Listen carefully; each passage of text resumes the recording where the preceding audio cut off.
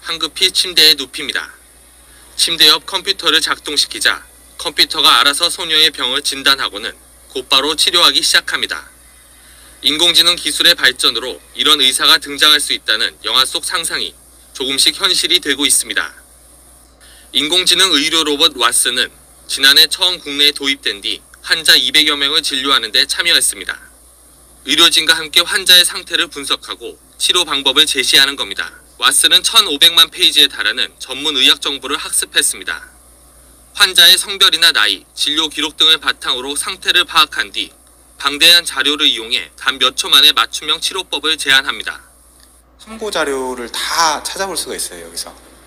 그리고 임상시험이 가령 어디서 진행되고 있고 어떤 게 있다 이런 것도 검색이 되기 때문에 능력에는 아직 한계가 있습니다. 현재 기술 수준으로는 치료 방법만 제시할 수 있을 뿐 다양한 변수에 대처할 수 없어 치료를 직접 할 수는 없는 수준입니다. 나선다고 밝혔습니다.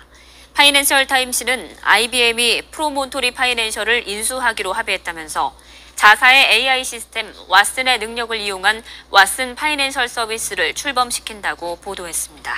이세돌 구단과 인공지능 알파고의 세 번째 대국을 지켜본 중국의 커제 구단은 알파고의 바둑이 거의 완벽했다며 자신도 같은 조건이라면 질 가능성이 매우 크다고 인정했습니다. 또 후반부의 사소한 문제를 제외하면 알파고가 안정적으로 승리한 경기였다면서 약간 두렵다고 밝혔습니다. 지난 9일 첫 번째 세계의 대국 이후 중국판 트위터인 웨이보에 알파고가 이세돌은 이겼지만 나는 이길 수 없다고 자신했던 것과는 사뭇 달라진 자세입니다. 물론 커제 구단은 자신이 대결한다면 여전히 이길 수 있다는 믿음은 갖고 있다고 밝혔습니다. 하지만 알파고에게 모든 인류가 패배하는 것은 머지 않았다고 인정했습니다.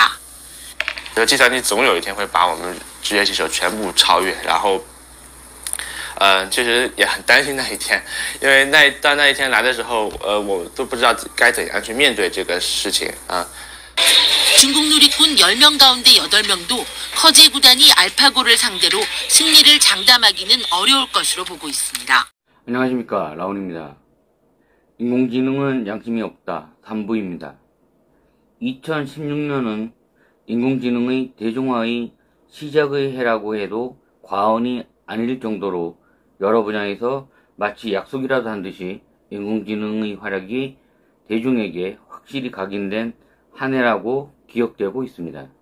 먼저 우리나라에서 있었던 알파고와 이세돌 구단과의 바둑 대결이 세계의 이슈가 되었죠. 알파고는 구글 소속 딥마인드사의 인공지능 컴퓨터입니다.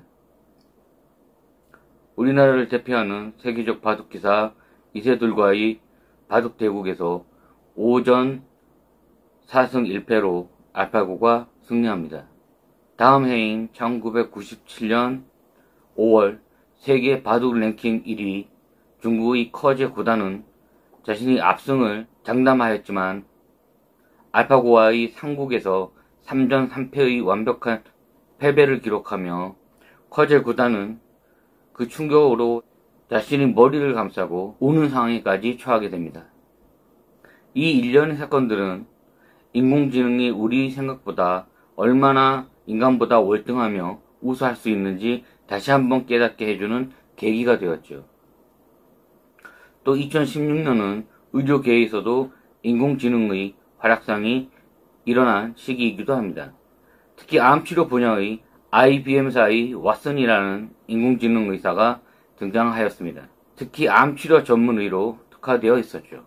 일본 도쿄의대에서 치료 중이던 60대 백혈병 여성 환자를 대상으로 왓슨이 진료를 하였는데 환자는 발병 후 화학요법을 거쳐 2가지의 치료약물로 상당 기간 치료를 받고 있었으나 병의 호전은 없이 더욱 상태는 나빠졌다고 합니다. 백혈병이 발생할 수 있는 요인은 어림잡아 1000가지가 넘는다고 합니다. 확실한 치료를 위해서는 백혈병의 확실한 발생 근거를 알아야 하기에 다른 암보다도 치료하기가 더 까다롭다고 합니다. 그런데 왓슨은 환자의 진료 기록과 증상을 입력받은 지 10분도 채 되지 않아 자신의 의학적 소견을 제시하였다고 합니다. 왓슨의 처방에 의하여 투약 결과 환자는 3개월 만에 완치되었다고 합니다. 거의 의학적으로는 기적과 같은 사건인 것이었죠. IBM 왓슨은 그 이전부터 이미 미국에서 그 인지도와 명성은 널리 알려져 있는 상태였다고 합니다. 2012년부터 뉴욕 메모리얼 슬로온 캐서링 암센터에서 레지던트와 같은 학습을 시작하였던 것이죠. 이 기간 동안 왓슨은 290종의 의학 저널, 200종의 의학 교과서, 1200만 페이지의 의학 자료를 스스로 학습하였다고 합니다. 2014년 백혈병 환자 200명을 처음으로 진료했는데 정확도는 82.6%로 상당히 높게 나왔다고 합니다. 2015년 대장암 98%, 난소암 95%, 직장암 96%, 신장암 91%, 방광암 91%, 자궁경부암 100%라는 높은 질병 진단 정확도를 보이며 의료계를 충격에 빠뜨린 사건이 발생한 것이죠. 그것도 사람이 아닌 인공지능에 의해서 말입니다. 국내에서도 가천대학교에서 왓슨을 암 진단에 최초로 도입했고 부산대를 필두로 종합병원 7곳이 더 왓슨을 도입하기에 이릅니다. 돈이 오가는 금융계에서도 1996년도에 전 세계의 금융업 종사자들이 당장 실직자가 될지도 모른다는 공포에 사로잡힌 사건을 발생시킵니다. 이것은 로보 어드바이저라는 플랫폼의 등장인데요. 로보 어드바이저란 인공지능이 사람의 개입 없이 자동화된 알고리즘, 인공지능을 기반으로 한 재무 서비스를 제공하는 디지털 플랫폼으로 보시면 되겠습니다. 로보 어드바이저는 먼저 투자자의 위험 성향과 투자 목적을 분석해 투자자 성향을 기반으로 위탁받은 자산을 배분합니다. 투자 자산별로 가장 수익성이 좋다고 예상되는 상품을 추천하고 고객이 선택하도록 함으로써 각 개인의 성향에 맞는 고유의 포트폴리오를 만듭니다. 고객이 선택한 포트폴리오를 근거로 투자를 진행하여 투자 자산을 계속 모니터링하여 고객의 자산의 투자를 조정하며 투자 이익을 극대화하는 역할을 하는 것이죠. 한마디로 펀드 매니저, 자산관리 전문가, 트레이더, 투자 애널리스트 등 다양한 금융계의 고소득 직업군의 역할을 혼자서 다 하는 셈인 것이죠. 금융과 정보기술이 융합된 금융서비스 핀테크 분야에 있어 로보 어드바이저는 가장 대표적인 인공지능 기반 성공 사례인 것입니다. 이렇듯 4차 산업혁명의 핵심 기술은 인공지능으로 대표되고 있습니다.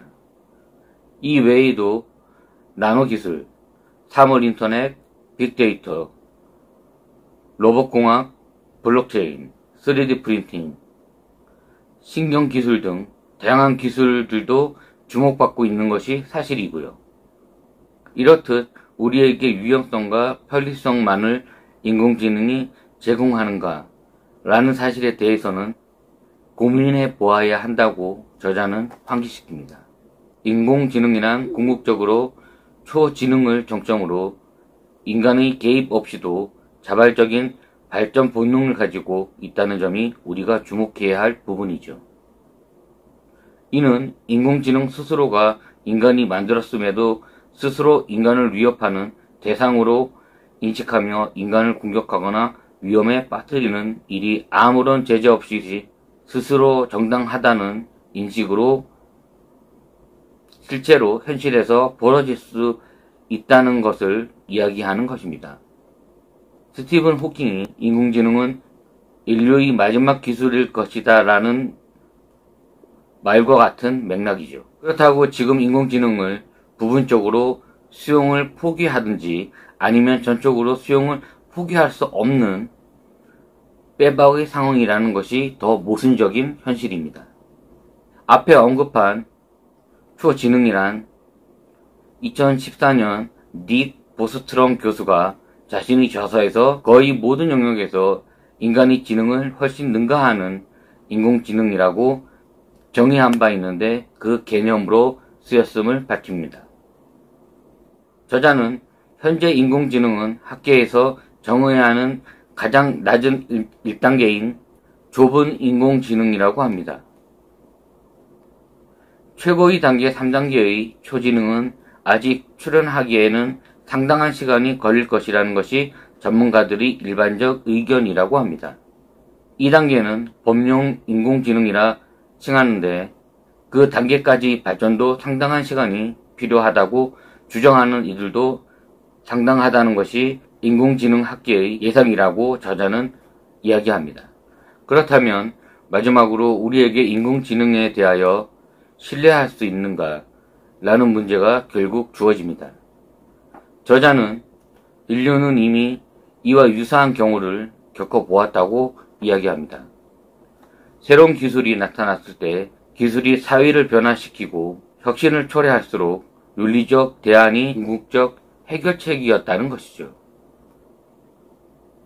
인공지능이 인류 역사상 아무리 혁신적이고 파괴적인 기술이라 하여도 결국 인간에 의하여 탄생하였고 그러기에 인간에 의하여 통제되는 것은 당연한 것입니다.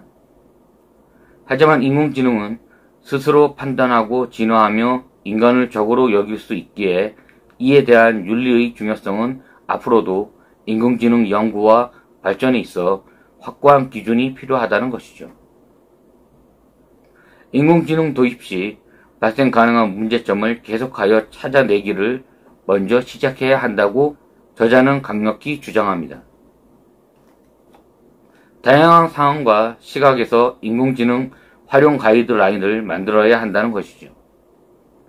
이는 인공지능을 다루는 전문가 집단이나 학계에 국한된 것이 아니라 범사회적 합의가 이루어지는 것을 전제되어야 한다는 것입니다. 인류와 인공지능이 공존하기 위하여 인공지능 윤리가 그 첫 번째 해답이자 해결법이라는 것이죠. 인공지능에 대한 윤리가 필요하다면 그것을 사용하는 인간의 윤리도 지금까지의 인간 중심적 사고에서 인공지능과 함께 할 수 있는 새로운 차원에서의 윤리적 기준과 근거가 되는 법률의 제정과 입법 과정은 필수적일 수밖에 없을 것입니다. 문제는 단순한 것 같지만 인공지능에게 인격체로서의 지위를 인정하는가 라는 질문에서 이 모든 것은 시작되는 것이 아닌가 라는 생각을 해봅니다. 라운이었습니다. 감사합니다.